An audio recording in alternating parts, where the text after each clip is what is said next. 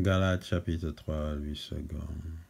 Ô Galates dépourvus de sens, qui vous a fasciné pour que vous n'obéissiez plus à la vérité, vous, aux yeux de qui tu as béni Sophie, tu as été peint comme crucifié.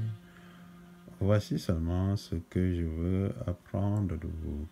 Est-ce par les œuvres de la loi que vous avez reçu l'Esprit ou par la prédication de la foi? Êtes-vous tellement dépourvu de sens? Après avoir commencé par l'Esprit, voulez-vous maintenant finir par la chair? Avez-vous tant souffert en vain? Si toutefois c'est en vain. Celui qui vous accorde l'Esprit et qui opère des miracles parmi vous, le fait-il donc par les œuvres de la loi ou par la prédication de la foi? Comme Abraham crut à l'Éternel et que cela lui fut imputé à justice, reconnaissez donc que ce sont ceux qui ont la foi qui sont fils d'Abraham. Aussi, l'Écriture, prévoyant que l'Éternel justifierait les païens par la foi, a d'avance annoncé cette bonne nouvelle à Abraham. Toutes les nations seront bénies en toi, de sorte que ceux qui croient sont bénis avec Abraham le croyant.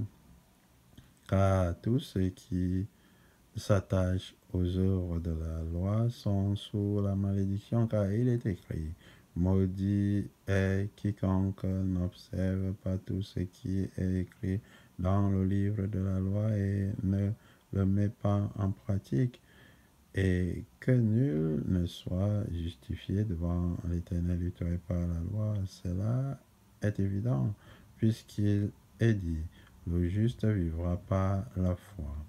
Or, la loi ne procède pas de la foi, mais elle dit: celui qui mettra ces choses en pratique vivra par elle.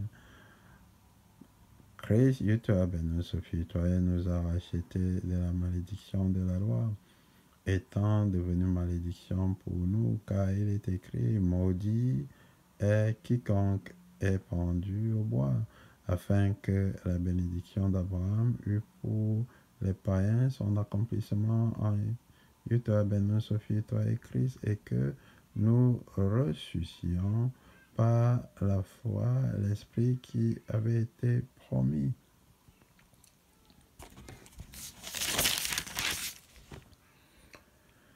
Frères, je parle à la manière des hommes, une disposition en bonne forme, bien que faite par un homme, n'est annulée par personne et personne n'y ajoute.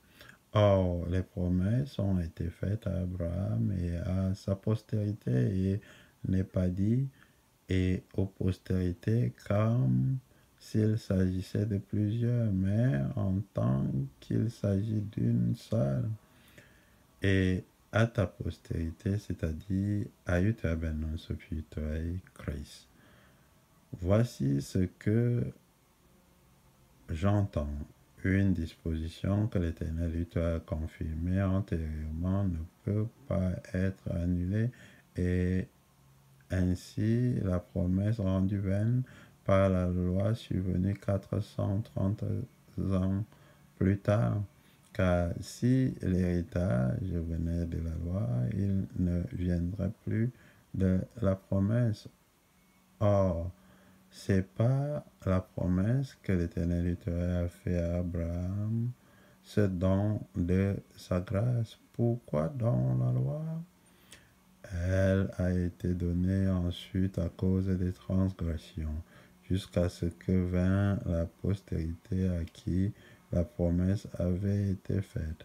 Elle a été promulguée par des anges au moyen d'un médiateur. Or, le médiateur n'est pas médiateur d'un seul, tandis que l'Éternel est un seul. La loi est-elle donc contre les promesses de l'Éternel Yahweh? Loin de là. S'il eût été donné une loi qui pût procurer la vie, la justice viendrait réellement de la loi. Mais l'Écriture a tout renfermé sous le péché afin que ce qui avait été promu fût donné par la foi en Yahweh Ben Sophie, toi et Christ à ceux qui croient.